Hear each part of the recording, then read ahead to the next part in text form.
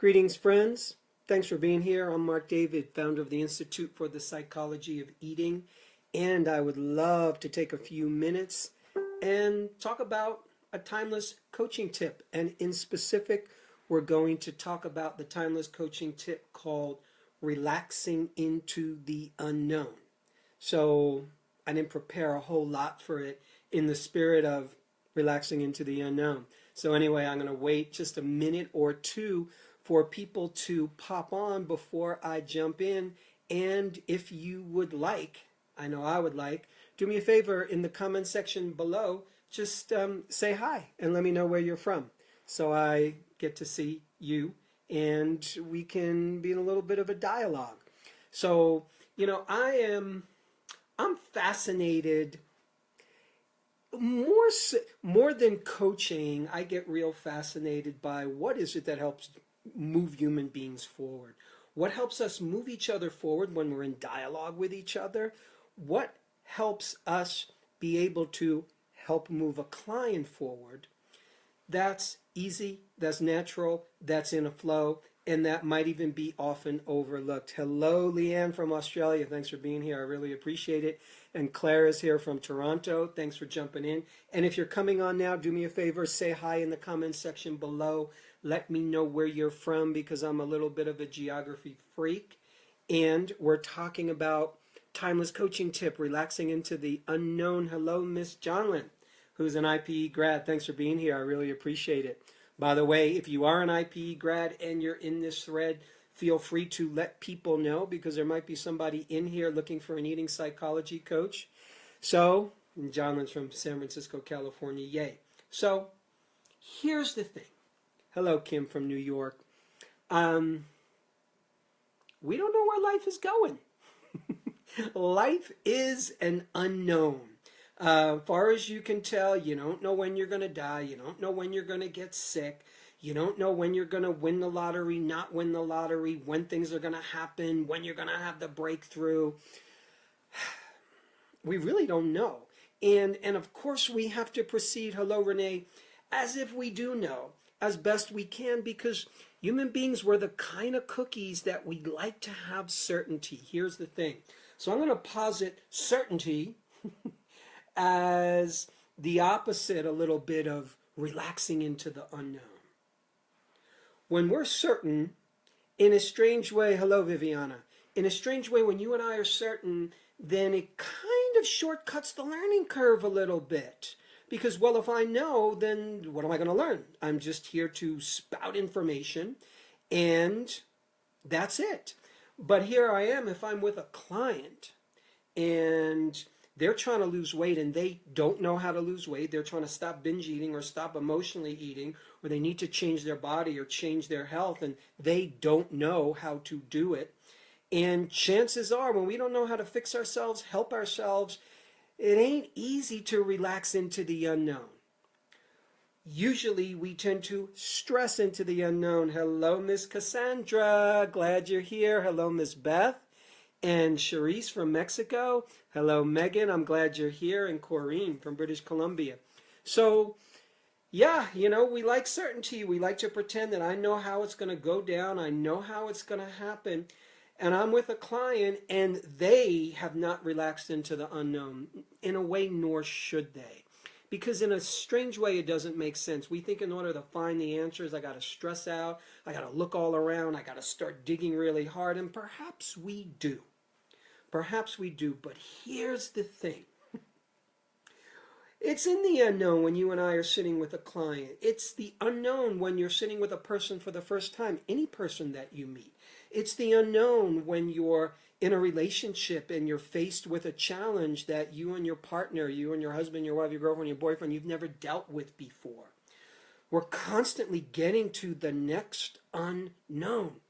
And when we stress into it, we create stress chemistry. When we create stress chemistry, we're actually pulling ourselves out of higher cortical function in our brain. We're putting ourselves more in our lower reptilian brain, which is all about survival. It's all about figuring out fight or flight information as opposed to the kind of wisdom Wisdom always comes through, my friends, when we're more relaxed. It's just the way it is. You know that, right? You know some of your hottest, greatest ideas, inspirations, epiphanies, they usually come when we're in some way, shape, or form relaxed. Relaxing into the unknown might be one of the most difficult things a human can do because we're staring into the abyss. We're staring into the void. You don't know what's going to happen with your life. You really don't. You don't know what's going to happen with your weight. You don't know what's going to happen if you stop your diet. You just stop it because dieting doesn't work. Generally speaking, most people it doesn't work. But there's so many people who diet forever, for decades. And when a client like that comes to me, I want to get them off dieting. I want to help them retrain themselves to eat, to be in a nourishing relationship with food. But that person's faced with a huge unknown because what's going on in their mind is, oh my God, well, if I start eating food, like I'm going to gain weight. But I really don't know. I don't know what my body's going to look like. I don't know what's going to be happening.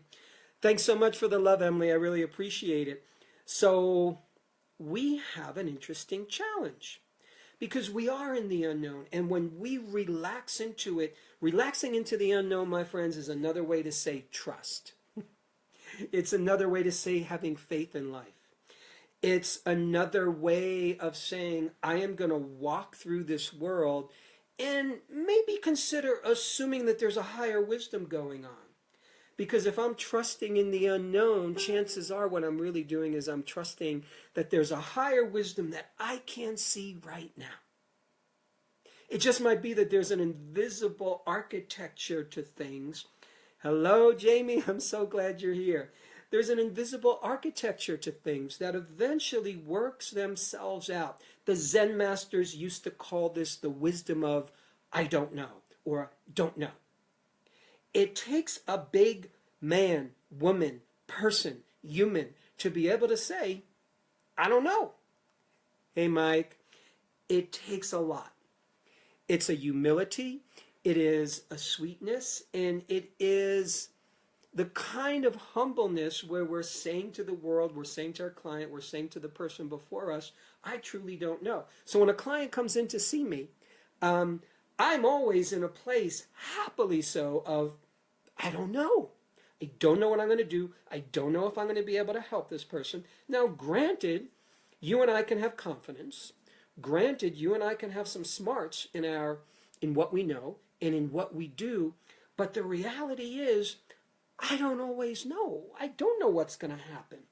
So if I can sit in that place, what I'm suggesting is there is a magic that happens. Oh, Kim just said it really beautifully. She says, faith is taking the first step when you can't see the whole staircase. Isn't that the truth?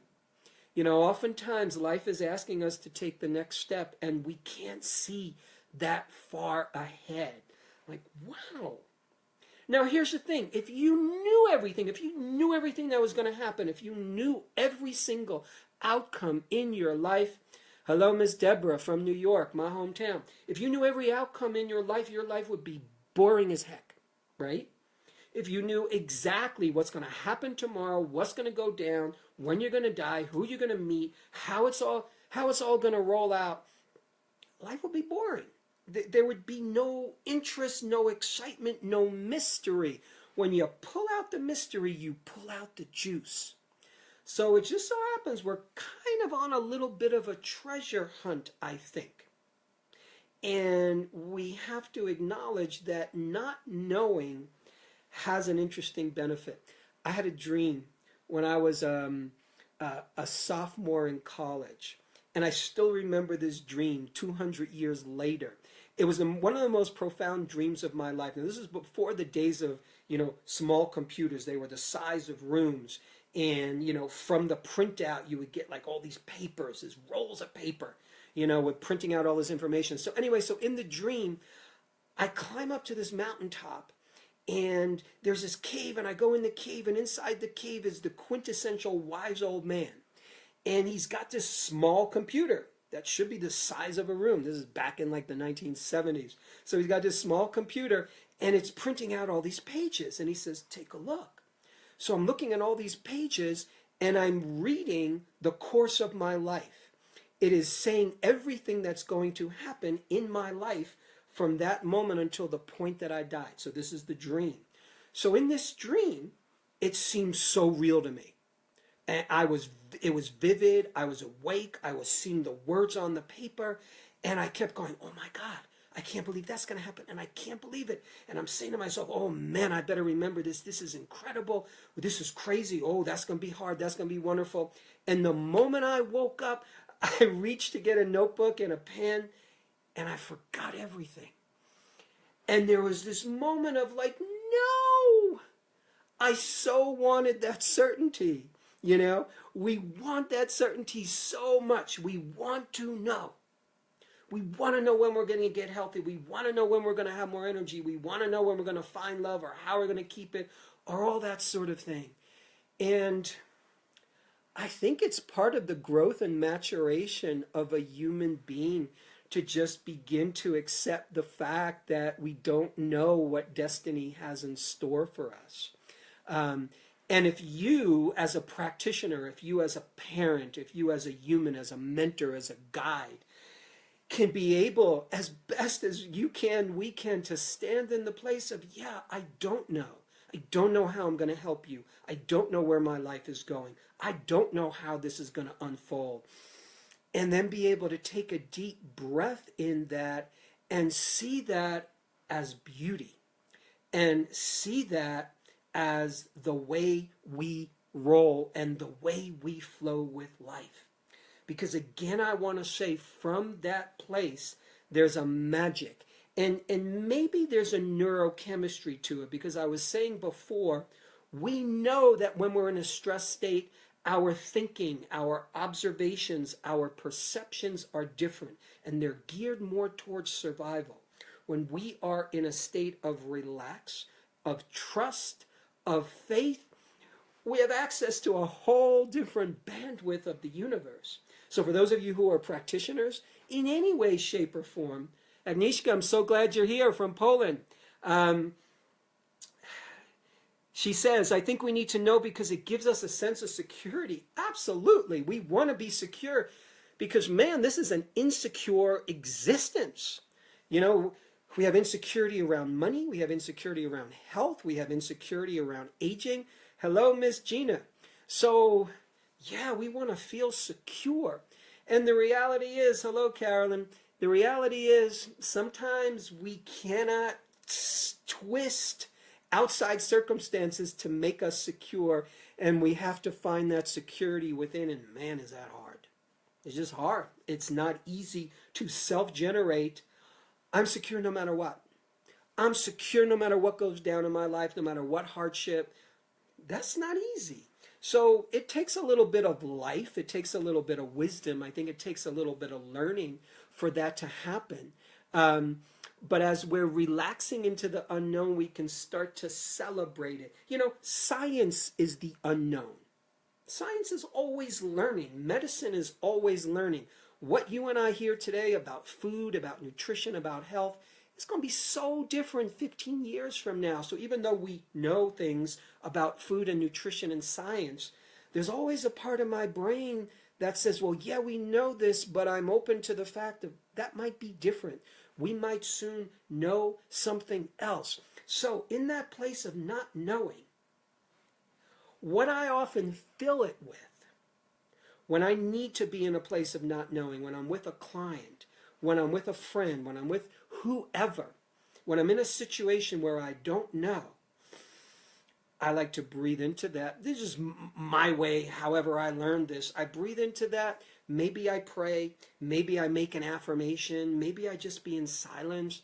Maybe I just listen and I just gather information, because things start to unfold. The world in front of you is always unfolding. And a lot of times we like to dive in and make things happen and push all the buttons, and that's a good thing. Sometimes it's nice to let the game unfold before your eyes. So when I'm with a client, I will let things unfold. Yes, I'm guiding. I'm asking questions. But I'm truly in, I don't know where this is going to go. As opposed to, imagine sitting with a client and instead of asking curiosity questions, learning about the person, learning about your client, or a friend, or someone that you meet. Instead of that, you're going, oh my God, I better ask the right question. I better figure out how to help this person. I better figure out how to fix this one. I better figure out exactly what I need to do to get this person to like me that I'm dating, whatever it is. If that's what's going on in our head, it's just not as fun. It's not as interesting. It gets old and it's the same spin cycle. So what I want to say is the magic starts to happen when we acknowledge that it's a superpower. It's actually a superpower to be in the unknown with faith and trust in what the universe is going to do. Which means you have to trust your own self, which means we have to listen. We really do. We have to listen, we have to look. What are the clues? What's the world trying to tell me? What is life trying to tell me in this moment? So the more we empty out means I don't know. So I'm not filling my head with facts, I'm not filling my head with strategy. It's a place of beautiful emptiness. And from that empty place, if we're patient enough, something interesting often comes through. That's kind of the art, I think, of channeling. I'm not a believer, I'm not a big fan of people who channel like these weird entities and characters, but I believe that each one of us accesses different frequencies. We access different bandwidths that are out there. You know, I tend to access information about nutrition and eating psychology and personal development and rocks and animals, like go figure. You know, you're going to access information the kind that you do, that just seems to naturally come through you. That's a beautiful thing, to know the kind of bandwidths, to know the kind of downloads that naturally come through you, to acknowledge it, to be thankful for it, because that's a gift. That's a gift when we become that mouthpiece for a greater wisdom, when we become that mouthpiece for the universe. That's what I'm listening for, because human knowledge is very limited. Human wisdom is often very limited. Human love, even though love is arguably the greatest power in the world, human love is very imperfect, right? It's imperfect. Higher love, divine love, probably more perfect than we could ever know. So, and atheists, close your ears on that one. But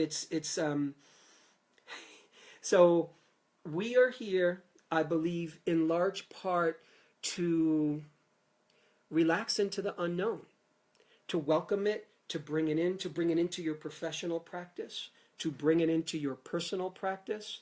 Lucy says, I often find myself in a cycle and situations of overwhelm, which equals emotionally eating, which equals chemical imbalance, and that cycle continues. I find it hard to find balance in the midst of keeping on top of life. Yeah, that's hard. Good for you, you know. So what I want to say is, when you're able to see, oh, here's my pattern. Yes, good for you. That's step one, awareness. If you want to change something, you have to be aware that you have something that you want to change that's worth changing. So instead of going into, okay, now what do I have to do? There's a moment of relaxing into the unknown. So if you were my client, the first thing I want to do is acknowledge, oh, okay, wow, that's what happens for you. And it makes perfect sense. So we always want to make sure that we tell our clients, our friends, our students, our loved one, whatever bad habit they're doing that is upsetting their world and their system, there's always a good reason for it. You're trying to regulate yourself. You're trying to regulate your emotions. It ain't easy to be alive on planet Earth and have perceptions and have emotions, because there's a lot of nonsense going on out there. So we have to have a good, strong, emotional, personal, spiritual, biological constitution to handle a lot of what goes down.